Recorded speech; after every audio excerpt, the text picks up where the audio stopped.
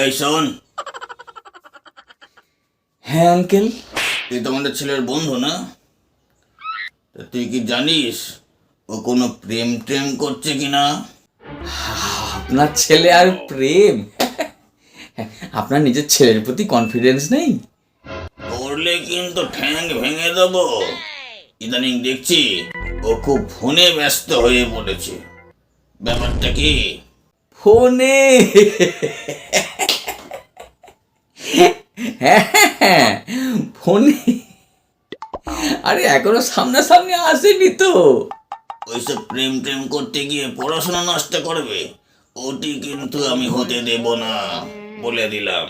এই আপনি কিছু চিন্তা করবেন না, এই শুধু একবার দুজনকে সামনাসামনি নিয়ে আসতে হবে, হ্যাঁ, তাহলেই মেয়েটি আপনার ছেলেটিকে রিজেক্ট করে দেবে। আপনি কোনো চিন্তা করবেন না।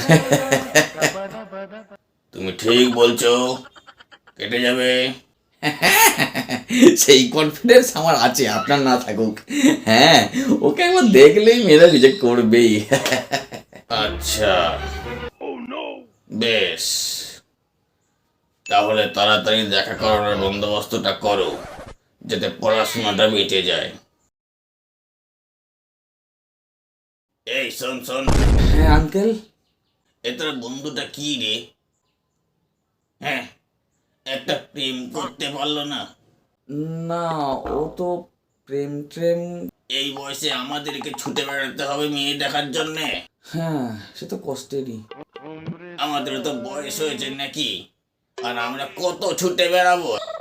হ্যাঁ, আসলে ওর ফেসের কাটিংটা এমনই, মানে কোনো মেয়ে ও ঠিক। একটা মেয়ে খোঁজার জন্য বিয়ে দিতে হবে নাকি?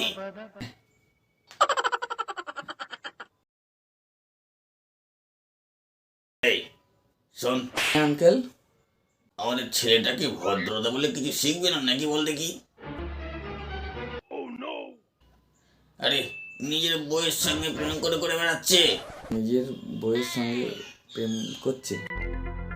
এটা কি মেনে নেওয়া যায়, তুই বল দেখি? হ্যাঁ, লজ্জা ঘেন্নার বলাই নেই, রাস্তাঘাটে নিজের বউয়ের সঙ্গে প্রেম করছে, হাত ধরে ঘুরে বেড়াচ্ছে। ছি ছি ছি ছি ছি, লজ্জায় মাথা কাটা গেল রে আমার, ছি।